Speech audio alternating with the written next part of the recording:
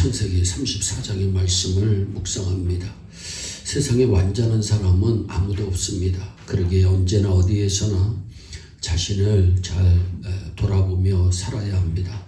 우리의 생활 습관이나 제도가 하나님의 뜻을 어길 수 있고 주위 환경이나 풍속, 전통이 그러하고 개인적인 욕심, 욕망이 그럴 수도 있습니다. 야곱이 형 에서와 화목한 후 가나안 땅 세겜에 이르러 그 땅을 구입하여 하나님께 단을 쌓고 그 이름을 엘 로헤 이스라엘이라 했습니다. 이는 강하신 하나님, 이스라엘의 하나님이란 뜻입니다. 이렇게 하나님을 찬양하면서도 하나님께 언약했던 베델을 잊어버리고 세겜에 머물 때에 문제가 생깁니다. 딸 디나가 그 땅의 주장인 세겜에게 강간을 당하는 사건입니다. 결혼을 요구하는 그들에게 할례를 받게 하고 고통이 심할 때에 야곱의 아들 시므온과 레위가 세겜성의 주장과 남자를 다 죽이는 무자비하고 파렴치한 범죄를 저질리게 되었고 가나안 족속과 브리스 족속의 위협을 받게 되면서 가문의 존립에 큰 문제가 되었던 것입니다. 창세기 34장 말씀을 보면서 성적 범죄로 세겜성에 내린 끔찍한 살인극이나 이를 거짓말로 거룩한 예식인 할례까지 동원하여 보복을 하는 야곱의 아들들의 범죄가 베델의 소원을 잊어버리고 세겜에 머문 야곱의 범죄였음을 성경은 말씀합니다. 죄가 얼마나 엄청난 결과를 갖게 된다는 것을 성경은 늘 우리에게 말씀하고 있습니다. 그러면 죄란 무엇인가요?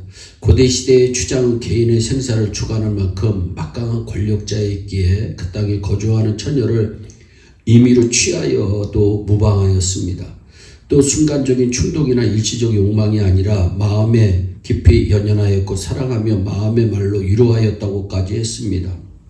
그리고 결혼까지 요구한 것을 보면 인간적인 면에서 용납할 만합니다. 그런데 동생 디나가 당한 추행으로 집안의 명예가 실추되었다고 생각하고 이를 회복하려고 야곱의 아들들이 복수합니다. 그렇다면 성경에서 죄란 어떤 것이라고 설명하고 있나요? 요한복음 16장 9절에 보면 불신이 죄입니다. 예수 믿지 아니한 것이 죄로 하나님을 기쁘시게 할 수 없기 때문입니다. 요한일서 3장 4절에 불법이 죄입니다. 법을 어기는 것이 죄로 하나님 나라의 유일한 법인 성경에 어긋난 것은 모두가 죄가 되는 것입니다. 요한일서 5장 17절에 불의가 죄입니다. 옳지 못한 모든 것이 다 죄가 된다는 말씀입니다. 야고보서 4장 17절 말씀으로 불선이 죄입니다. 사람이 기도하고 전도하고 봉사해야 할 줄 알면서도 고집이나 게으름이나 인색한 마음으로 못한다면 그것이 죄가 된다는 말씀입니다. 이렇게 성경에서 말하는 죄는 절대적인 것으로 시대가 변하고 상황이 바뀌어도 절대로 변하지 않습니다. 그럼 죄의 습성과 결과는 어떨까요? 무시무시합니다. 성경은 죄의 삭은 사망이라고 우리에게 말씀합니다. 세겜의 성범죄로 성한 남자가 다 죽임을 당하였고 야곱의 두 아들이 살인자가 되는 무서운 것이 죄의 결과입니다. 죄의 습성과 결과는 이렇듯 정말로 무섭습니다. 죄에는 고착성이 있습니다. 한번 지은 죄는 그 어떤 것으로도 씻을 길이 없습니다. 다만 예수님의 보혈은 가능합니다. 야고보서 1장 15절에 보면 죄는 자라납니다. 죄가 장성한 즉 사망을 낳는다고 하니 죄는 더욱 자라나서 더 큰 죄를 범하게 인간을 유도합니다. 또한 이사야서 59장 1절과 2절을 말씀해 보면 죄에는 회방성이 있습니다. 우리 죄가 하나님과 우리 사이를 가로막아 버려 기도도 상달되지 못하고 하나님의 축복도 우리가 받을 수 없게 하나님의 얼굴을 가리웠다 했으니 회방성이 큰 것이 죄입니다. 또한 신명기 5장에 보면 죄에는 유전성이 있습니다. 하나님을 미워하는 자의 죄를 아비로부터 3, 4대까지 이르게 하신다고 성경은 말씀합니다. 나의 죄 때문에 후손이 어려움을 당한다면 참으로 이 죄의 결과가 얼마나 무섭습니까? 또한 죄에는 마지막으로 파멸성이 있습니다. 범죄한 나라, 민족, 가정, 개인이 파멸되는 것이 죄요. 인간관계가 파괴되고 사회가 혼잡해져 멸망하게 만드는 것이 죄입니다. 아간이라고 하는 사람이 성경에 나옵니다.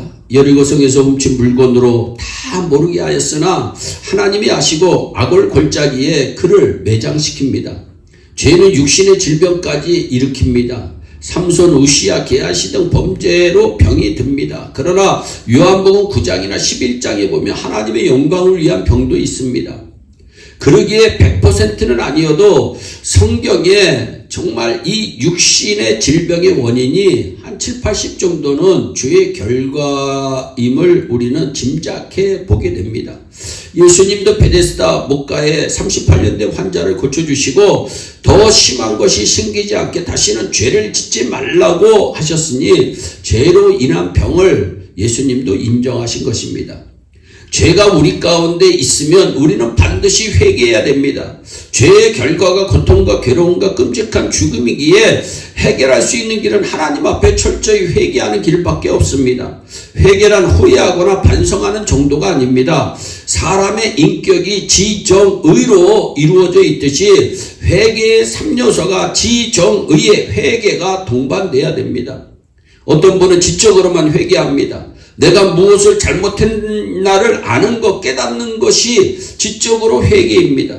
또한 깨닫지 못하는 사람은 멸망받은 짐승과 같다고 이사야서 49장에 말씀했으니 이 지적으로 깨닫는 회개가 얼마나 중요함을 성경은 말씀합니다. 그 다음이 정적인 회개입니다. 이는 울면서 통곡하고 뉘우치며 죄를 감정적으로 미워하는 것입니다. 마지막 의의 회개로 이는 내 뜻대로가 아니라 하나님의 뜻대로 돌아가는 방향을 전환하는 것으로 과감한 청산입니다. 예수님을 은산심량에 팔아버린 가룟유다는 지와 정의 회개는 했습니다. 그러나 자기 뜻대로 가버렸다고 의의 회개를 하지 못했음을 사도행전 1장 25절은 분명히 지적하고 있어요. 진정한 회개는 아닙니다. 그러나 3번 예수님을 부인한 베드로는 철저히 회개함으로 더 큰 능력을 받고 하나님께 크게 쓰임을 받습니다. 사랑하는 여러분, 이제 우리도 바로 깨닫고 철저히 회개해야 합니다. 성적 범죄와 복수극이 비참한 비극을 우리는 성경을 통해서 깨닫습니다. 그러기에 우리는 죄가 우리 가운데 있을 때 회개해서 성령 충만한 부흥의 역사를 일으키는 우리 모두가 되기를 주 예수 그리스도의 이름으로 축원합니다. 기도하겠습니다. 사랑의 하나님 참 감사합니다. 하나님, 죄는 너무나도 무섭습니다. 하나님, 죄가 우리 가운데 가까이 왔을 때 그 죄를 물리칠 수 있는 능력을 허락하시고, 혹시 내가 죄를 지었다면 철저히 하나님 앞에 회개할 수 있는 은혜 또한 내려주셔서 하나님 늘 주 안에서 주의 은혜로 승리하는 우리의 온 성도들이 되게 하여 주옵소서. 감사하고 예수님의 이름으로 기도하옵나이다. 아멘.